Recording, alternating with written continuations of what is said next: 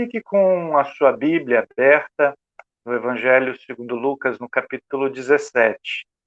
Eu passo a ler para os irmãos do versículo 7 até o versículo 10, que é o texto da parábola que estudamos hoje. Qual de vós, tendo um servo ocupado na lavoura ou em guardar o gado, lhe dirá quando ele voltar do campo: vem já e põe-te à mesa, e que antes não lhe diga: prepara-me a ceia, cinge-te e serve-me, enquanto eu como e bebo. Depois comerás tu e beberás. Porventura terá de agradecer ao servo, porque este fez o que lhe havia ordenado? Assim também vós, depois de haverdes feito quanto vos foi ordenado, dizei: somos servos inúteis, porque fizemos apenas o que devíamos fazer. Na nossa cultura, no mundo materialista da sociedade hoje, onde tudo é recompensa, fazer alguma coisa esperando um benefício, essa parábola do fazendeiro e o seu servo parece meio deslocada, sem sentido, porque ela deixa a gente ver um pouco uma parte da relação que havia naqueles dias. E não é bem uma relação empregador-empregado como temos hoje, porque a palavra servo quer dizer escravo. Então era um senhor e um escravo. Apesar das circunstâncias atuais serem outras, a aplicação da parábola não tem limite do tempo. Ela é relevante ainda hoje. A situação da parábola é um relacionamento frio e impessoal daqueles dias, quando o que se esperava de um escravo era que ele obedecesse ao seu senhor em tudo que ele ordenasse. O senhor, o dono, dá as ordens, no caso aqui, fala para o seu escravo, para o seu servo, arar o campo durante o dia, preparar o jantar quando voltasse, e o servo tão somente obedecia, pois sabia que era essa a sua tarefa. Era simplesmente assim. E, por ter feito a sua tarefa, o escravo não recebia agradecimento. Não era esse o costume. Ele estava ali, é, em, na maior parte das vezes, era considerado uma propriedade. E era essa a vida ali. E, às vezes, em Israel, até mesmo um irmão, alguém do povo de Deus que passava por dificuldades, vendia-se como escravo ou a sua terra, mas dependendo do que ele precisasse para saldar alguma dívida, ele vendia até sua força de trabalho, ele agia como um escravo para um irmão, para poder lidar com essas coisas. Então, tudo que se dizia, ele prontamente fazia.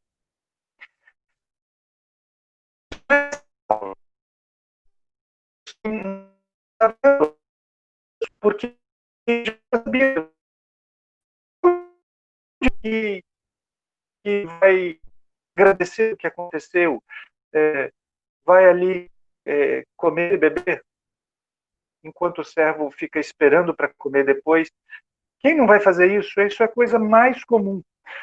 Jesus estava querendo não explicar isso, porque eles já sabiam. Ele quis que os seus seguidores entendessem o que significa ser um servo de Deus.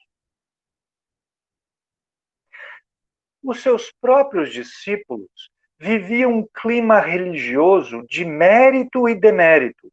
Os fariseus criaram um monte de regras onde parece que sua vida era colocada numa balança, de maneira que você fazendo boas obras, apagava algumas coisas, e aí ficava bem na balança, ficava bem com Deus. A maior parte das religiões ainda é assim, onde você, fazendo coisas boas, você apaga algumas coisas erradas, ou cobre e fica numa balança reta. E não é isso. Qualquer pecado que seja uma pena, o pagamento justo para ele é a morte. Não importa quantos outras coisas boas você faz, você está devendo aquilo. Jesus não está falando aqui de salvação, mas os discípulos, viviam isso. E mais de uma vez eles até se perguntaram qual deles seria o maior no reino dos céus. E Jesus sempre respondia, eu cito Marcos 9,35, se alguém quer ser o primeiro, será o último, o servo de todos. Então Jesus está mostrando que no reino dos céus, o maior é aquele que serve, que obedece prontamente às ordens. Isso ele já disse várias vezes e aqui ele está mostrando com essa parábola. Ele mesmo deu um exemplo quando lavou os pés dos discípulos, um pouco antes da festa da Páscoa, da última festa da Páscoa, quando Jesus foi entregue e crucificado. Jesus, em certo momento, cingiu-se com uma toalha e foi lavando os pés dos discípulos. Isso era o serviço de um escravo. Era o serviço mais que ninguém numa casa faria.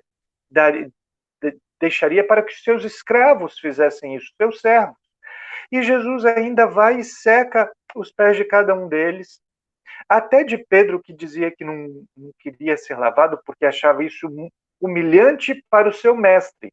Só que Jesus estava mostrando exatamente isso, que ele veio para servir-nos, a ponto de dar a sua vida, porque ele desceu da sua glória para ser nosso representante e pagar o preço do nosso pecado. Então ele faz o que há de pior para o homem, para que o homem seja servido. Ele veio como o servo sofredor. E depois de fazer isso, lavando os pés dos discípulos até o de Pedro, ele mostrou isso. Ele termina, João 13, versículos 16 e 17, diz assim: em verdade vos digo que o servo não é maior que o seu senhor, nem o enviado maior do que aquele que o enviou. Se vocês sabem estas coisas, vocês são bem-aventurados se praticarem essas coisas. E não só isso. Alguns dias depois, após a celebração da Ceia do Senhor, quando ele instituiu, ele instruiu os seus discípulos, os 12 que estavam à mesa, a agirem como servos. Lucas 22, os versículos 26 e 27, nos dizem assim: mas vós não sois assim. Pelo contrário, o maior entre vós será como o menor, e aquele que dirige seja como quem serve. Pois qual é o maior? Quem está à mesa ou quem serve? Porventura não é quem está à mesa? Pois no meio de vós eu sou como quem serve. Percebem que Jesus está mostrando que o serviço cristão, o serviço ao próximo, ainda que nas coisas mais simples, mais desvalorizadas, é que devemos fazer. Procurar sempre dar o melhor para o próximo. Constantemente, Jesus tinha que ensinar aos seus discípulos que não deviam trabalhar para o reino de Deus pensando em recompensas, como era o ensino religioso daqueles dias e nos nossos dias também. Se olharmos à nossa volta, o que se vê de religião é pensando em recompensas. Até mesmo no nosso meio. Quantas pessoas vão aos cultos, participam, pensando, não, aí Deus vai me abençoar. Eu vou servir a Deus aqui e serei abençoado. Pensando desse jeito. Deus não está aqui empregando os seus servos para recompensá-los por seu serviço, está fazendo essa barganha. Embora ele cuide de nós, dê muito mais do que pedimos ou do que pensamos, e ainda na sua vinda vai galardoar os dons que ele mesmo nos deu com a capacidade que Ele mesmo nos deu a fazer e com a disposição, a inclinação de coração que Ele também nos deu. No fim das contas, Ele vai recompensar o que Ele fez em nós. Mas mesmo assim, nenhum servo pode dizer: Deus está em débito comigo, porque eu já fiz isso, já fiz aquilo. Não, não pode ser. Deus não está comprando um serviço como um empregador compra o tempo ou a habilidade dos seus empregados. E por que Deus, uma vez que Deus não entra nessa relação empregador-empregado, ninguém pode jamais reclamar de Deus alegando os serviços prestados. Quase terminando o Sermão da Montanha, Jesus se lembra disso, de algumas pessoas que queriam cobrar na volta de Cristo. Ele diz assim, na sua Bíblia, Mateus 7, 22 e 23. Muitos naquele dia hão de dizer: Senhor, Senhor, porventura não temos nós profetizado em teu nome? Em teu nome não expelimos demônio? Em teu nome não fizemos muitos milagres? Então lhes direi explicitamente: nunca vos conheci. Apartai-vos de mim, os que praticais a iniquidade. Então aqueles que tentam viver uma vida religiosa esperando recompensa estão perdidos. Aqueles que vivem por gratidão, porque a salvação já nos foi dada, já nos foi comprada, é graça, e aí serve obedecendo a todas as ordens, como quem mostra o amor, esse sim está mostrando que é um salvo de verdade. Aquele que quer barganhar e, no fim das contas, achar que tem direitos porque fez isso, aquilo, na verdade está perdido. Porque ainda que cumpra 100 mandamentos, se falhou em um, está culpado e deve ser condenado. Se ele está querendo uma religião por mérito, o mérito é ele pagar. Então, o que tem para pagamento é a morte. Agora, aquele que recebeu de graça a salvação pela morte de Cristo no seu lugar, e tão somente serve, sem exigir nada, está mostrando que é mesmo um discípulo, um salvo. Mas o que vemos a seguir? Para fazer os seus discípulos entenderem o que significa servir, Jesus contou essa parábola. É para isso mesmo. O fazendeiro podia fazer as maiores exigências a respeito do tempo e da eficiência do seu servo. Legitimamente podia agir assim, para seu benefício, para o seu prazer. Se isso era verdadeiro na relação entre fazendeiro e servo, Jesus mostrou quanto mais verdadeiro será para os servos de Deus, que foram chamados por amor para serem santos, e porque ele é santo, então ninguém pode reclamar dele recompensas por tarefas cumpridas. Ninguém tem o direito de esperar dele palavras de elogio por ter feito o que devia. Embora, noutra parábola, Jesus diz que receberá esse elogio na vinda de Cristo. Servo bom e fiel, quer dizer, escravo bom e fiel. Foi fiel no pouco, eu vou te colocar sobre o muito. Se Deus concede favores e recompensas, ele o faz por sua graça, não pelo mérito pessoal de cada um. Essa é a situação que Jesus quer mostrar. A pronta obediência, sem reclamar coisa ou direitos algum. Mas se você olhar com atenção, o contexto imediato da parábola é a ordem de Jesus para os seus discípulos perdoarem seus irmãos 7 vezes por dia, ou seja, perder a conta disso. Os versículos 3 e 4 que antecedem falam assim: acautelai-vos. Se teu irmão pecar contra ti, repreende-o. Se ele se arrepender, perdoa-lhe. Se por 7 vezes ao dia pecar contra ti, e 7 vezes vier ter contigo, dizendo, estou arrependido, perdoa-lhe. Jesus tinha dado uma ordem para os discípulos: perdoar. Do mesmo jeito que Deus nos perdoou, nós devemos perdoar. Aliás, isso está no nosso modelo de oração, onde na parte de perdão nós dizemos: perdoa as nossas dívidas, assim como nós temos perdoado aos nossos devedores. Ou seja, aquele que é perdoado muito vai perdoar a ofensa tão pequena se comparada às tantas e repetidas ofensas que fizemos contra Deus. Nós temos que ser perdoadores, é nosso dever. E não tem. Quando Jesus está dizendo que isso está na relação de senhor e servo, ou senhor e escravo, ele está mostrando que eu não posso dizer assim, eu não estou sentindo no coração que eu devo perdoar. Não, não é isso, é uma ordem.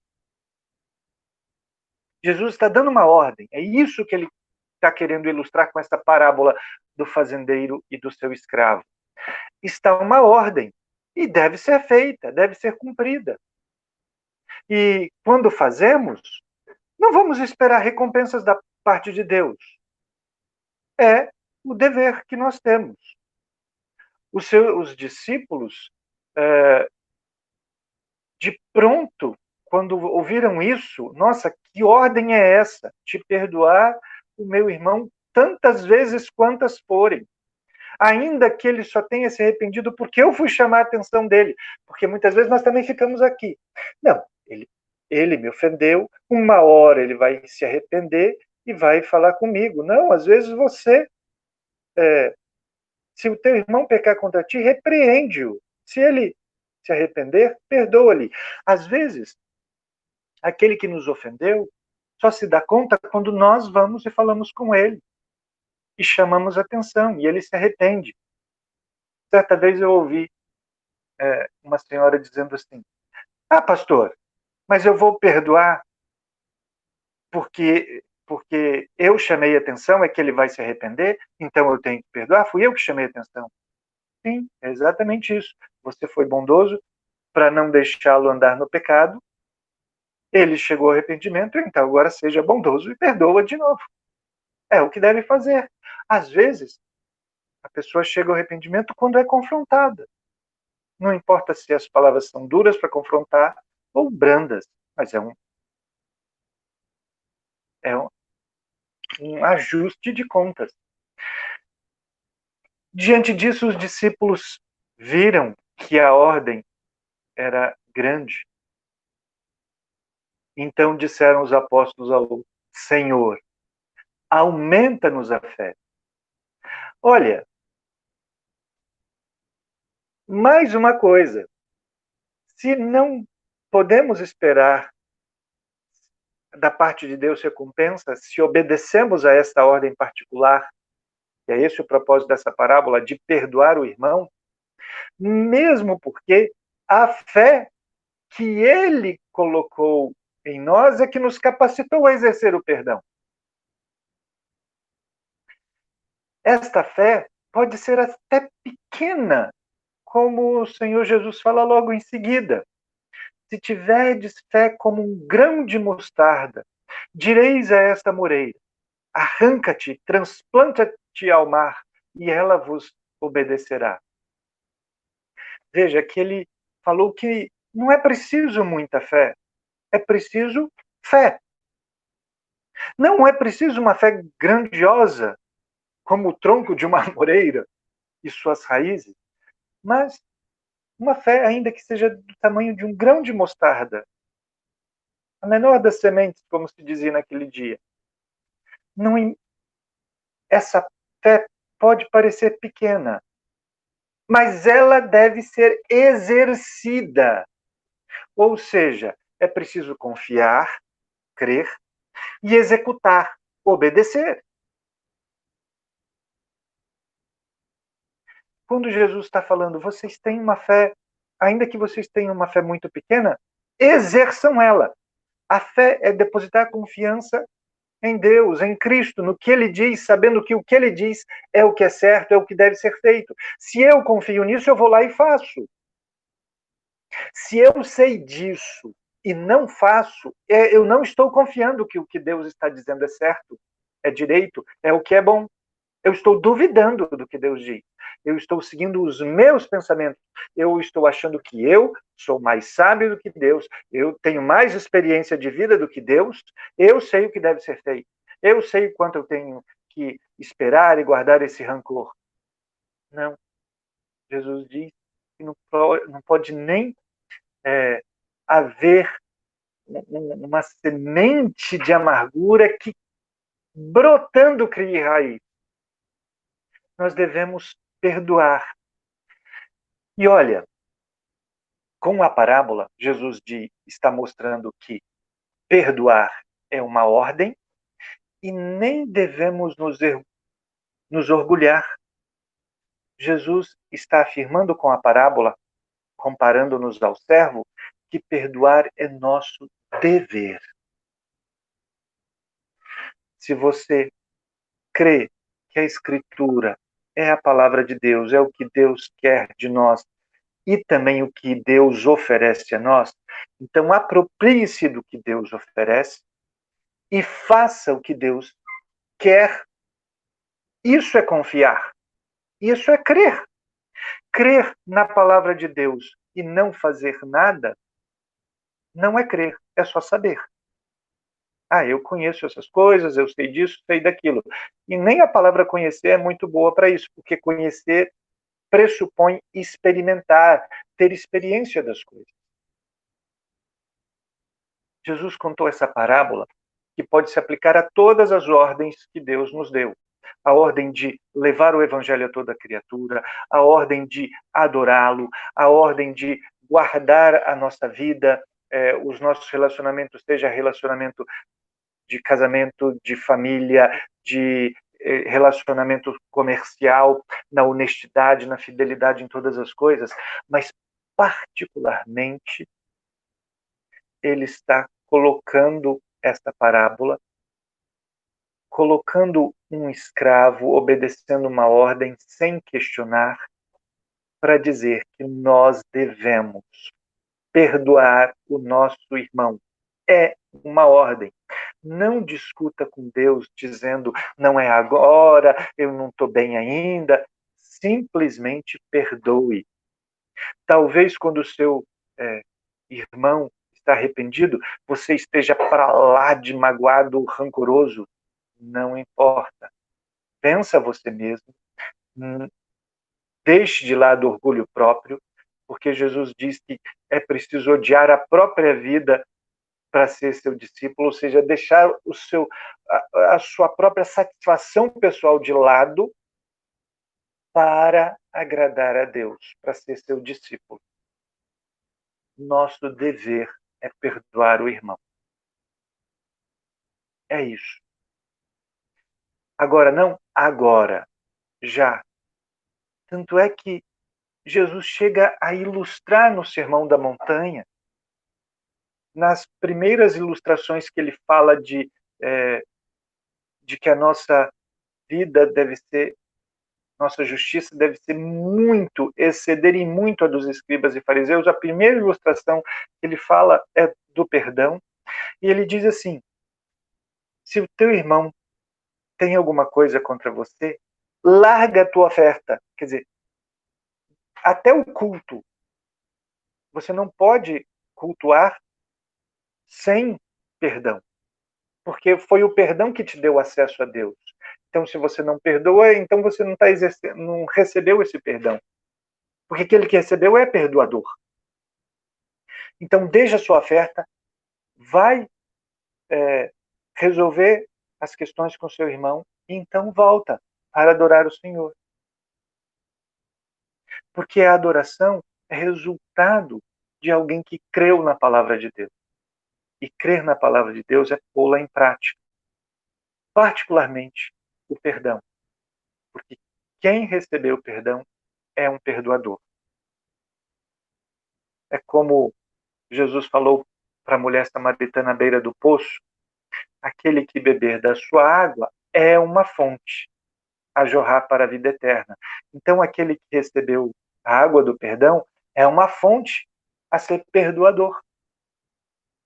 E nós, de pronto, obedeçamos. Somos seus servos. Ainda que ele não dê recompensa, embora ele já tenha dito que na sua vinda o galardão está ali para nós. Vamos orar, porque nós precisamos exercer a fé.